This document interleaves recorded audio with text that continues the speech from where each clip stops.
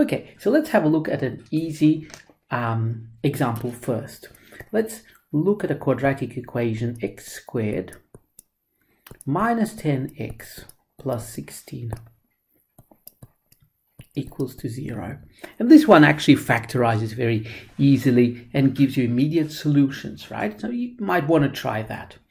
But we're going to draw a circle, and we're going to draw a circle of diameter 10. Okay, so let me try to write that. Circle of diameter 10. So I'm going to draw that. Let's say this is a circle of diameter 10, and this is its center. And next I'm going to look at the constant in our quadratic equation, which here is 16. Now 16 is a square, and the square root of 16 is of course 4. Okay, so next we're going to look at a line of length 4 from the edge of the circle, to this diameter, right? So line of length 4. Okay, this 4, that is the square root of 16. Now if you did this drawing, so drew the circle of diameter 10 and found this line of length 4 from the circle perpendicular to the diameter, then you can measure the two sides, the two lengths that it splits the diameter into, and you will find that this one is 8 and this one is 2, which are incidentally our solutions to the equation x is equal to 2 or x equals to 8. And this always works, okay? It always works when the equation has positive solutions, right? But here you might say, well, there's a difficulty, right? 16, this constant here, has a particularly easy root. What if it doesn't? Well, that's fine. Let's take another equation. Let's take an equation, let's say x squared minus 6x plus 7 equals 0. Now, this one doesn't actually factorize easily, and also this 7 does not have an easy root, okay, root of 7. Okay, well, we can actually see how to find root of 7 using a ruler and a compass again, okay? So what I'm going to do is I'm going to take the 7, I'm going to add 1 to it. Okay, that's not hard, right? Then we're going to get 8, and I'm going to draw a circle of diameter 8. Okay, so let's say this is our circle of diameter 8. Okay, so this is diameter 8. Okay, now next we're going to find 1 here. This is 1. And we're going to draw a perpendicular up from 1. This perpendicular line, this line, is exactly root 7. Now that we found root of 7, it becomes an easy job to find the solution to our equation. We follow the same procedure as before. Now we look at the 6, that orange 6, and we find a circle of diameter 6. So let's say we use the same radius, don't have to, and we find the smaller circle. This one was diameter 8. Now we've got diameter 6. Let's say this is our circle of diameter 6, right? And now what we do is we slide our red line until it meets our circle, our new circle here. So, and drop it down perpendicularly, right? And if we did it properly and measured it, then we would find exactly the solutions to our equation, which should be about 4.4, and this interval here 1.6. So this actually gives us a way to find solutions to all quadratic equations that have positive solutions, right? If they have one solution that is negative, we might have to shift it across, okay? But it actually gives us much more. We'll see later. Firstly, why does it work? Why does it work? Well, that actually brings us to a little excursion into a very little known theorem in the English-speaking world called the Right Angled Altitude Theorem. So what's Right Angled Altitude Theorem? Okay, has anybody actually heard of it? Right Angled Altitude Theorem.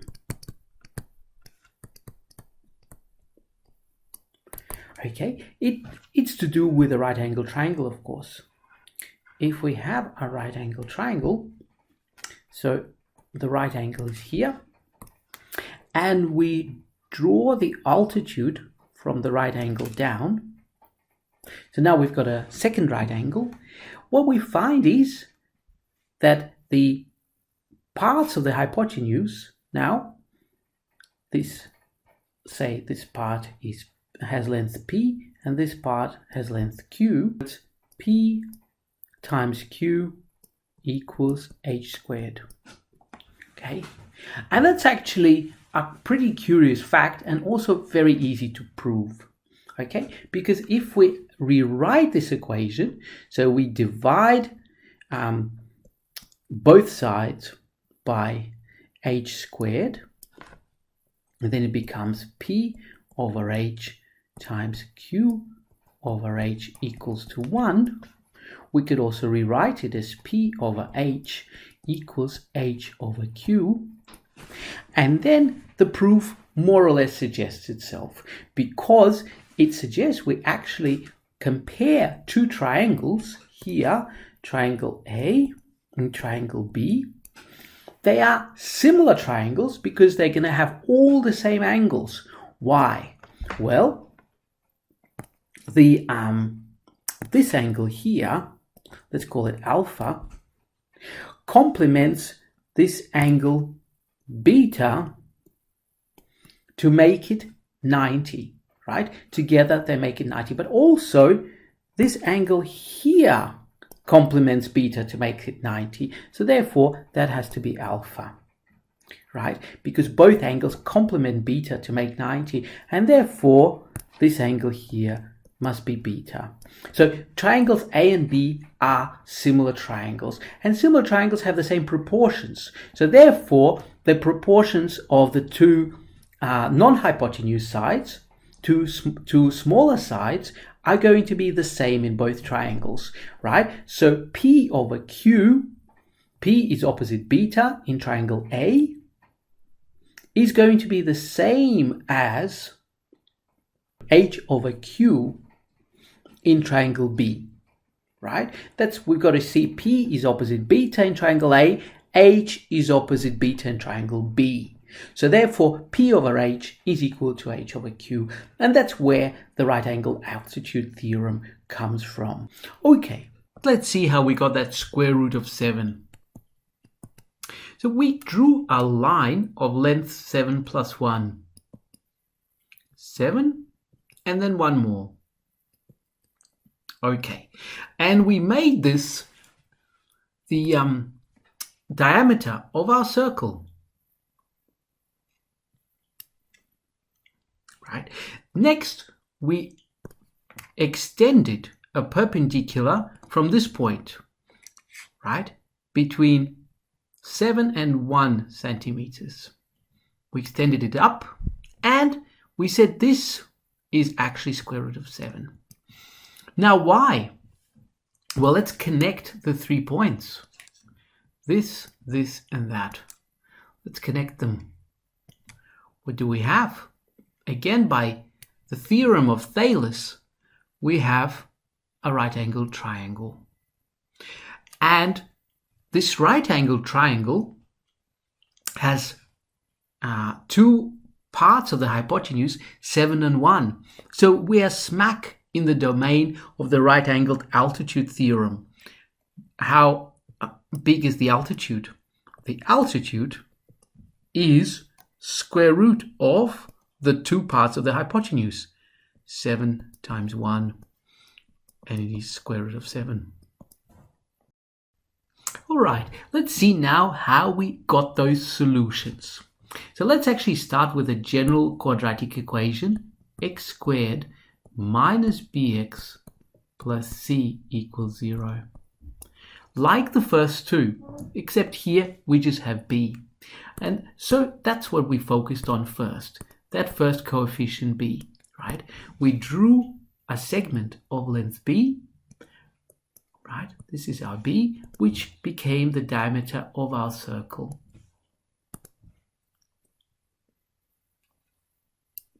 Okay. So then next we focused on this constant c. And what we did was we took its square root, right, and we drew it here. We could actually have drawn it here and slid it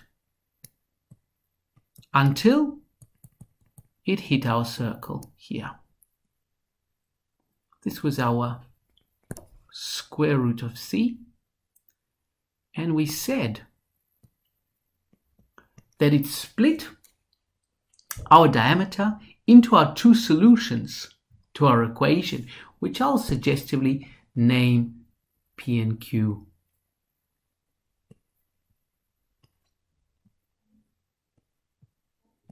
Now why? Okay, let's actually think now that we're aimed with the right angled altitude theorem, if we can unravel this mystery. Suppose we do have two solutions to our equation, and we'll call them P and Q. So we'll say that the solutions P and Q. Right? That means we can write our equation x minus P times x minus Q equals 0. Now, when we expand this out, we get x squared minus P plus Q x plus PQ equals 0. If we multiply these two factors out. Now, if we compare this expanded equation with our original equation, we see that P plus Q, which is the sum of the solutions, must equal B.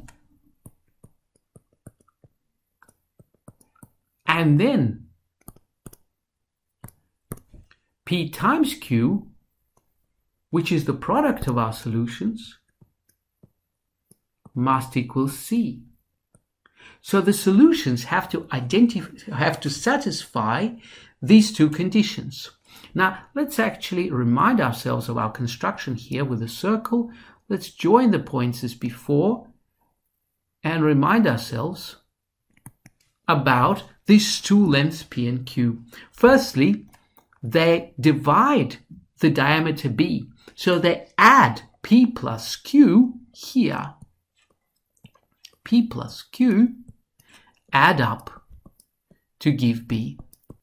And secondly, by the right angled altitude theorem, they multiply to give the square of the altitude here, square root of C squared, which is C. So we can see that these parts of the hypotenuse, parts of the diameter, P and Q, satisfy these exact conditions. P plus Q is B, and P times Q is C. And here's another really nice thing you can get from this construction. What's that? The actual formula for solving quadratic equations. So here we have a general equation, x squared minus bx plus c equals 0. And as before, the diameter of our circle is B. We can write it, B. And this green line is actually the square root of C. So it divides the diameter into two solutions, two segments. That's our x1 and x2. These are our solutions to the equation. Can we actually write down what they are from this construction? Well, yes, we can, and very easily too.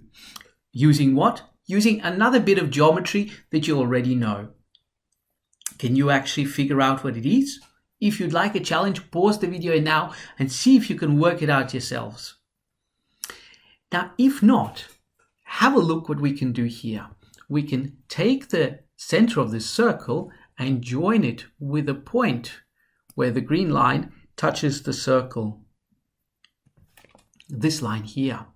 What is the length of this line? Well, that's just the radius, which, remember, is b over 2. Okay, now we've got a perpendicular line here. We've got the radius, the hypotenuse, b over 2, and we've got a side square root of c. So what we can find is the remaining side here. Let's call it d. We can find this d down here. Using what? Using, of course, Pythagoras. What is d? Well, d is going to be the square root of the hypotenuse squared minus square of the other side, which is going to be just c, square of square root of c. Now, how's d going to help us? Well, we can see, hopefully, that x1, our first root of the equation, is just the radius plus the side d. So it's going to be b over 2 plus d. And the second side, the second root, x2, is going to be just the radius minus d. The radius of the circle minus d. And that's your quadratic formula. Another thing we can very easily and neatly find with this procedure is the condition for the existence of real solutions of a quadratic equation. So recall how we actually handle the general equation x squared minus bx plus c equals to 0. So first we find the square root of c, and for that we draw a line of length c, and then extended by one more, right, c plus 1. Okay, then we draw a circle of this diameter, and then we draw a perpendicular line up until it meets the circle, right, and that gives us the square root of c. Now, what we do next is we look at b, and what we do is we draw a circle of diameter b, or radius b over 2. So if that circle actually happens to lie inside the circle, right, let's say b over 2 is here, right, let's suppose this is b over 2. Then we find the solution to our quadratic by sliding this vertical line of length root c until it meets our circle. Let's say here. So we slide it across until it meets our smaller circle, and then it splits, of course, the diameter of a smaller circle into our solutions x1 and x2. But this is only possible if this vertical line, the green line of length root c, is no bigger than the radius of our circle. So the root of c cannot be bigger than the radius of the smaller circle, b over 2. And that is, of course, the same as if we square both sides, saying b squared over 4 is greater or equal to c, or b squared greater or equal to 4c. Right? So we can just see it very graphically with this construction. One of a few nice things. Thank you.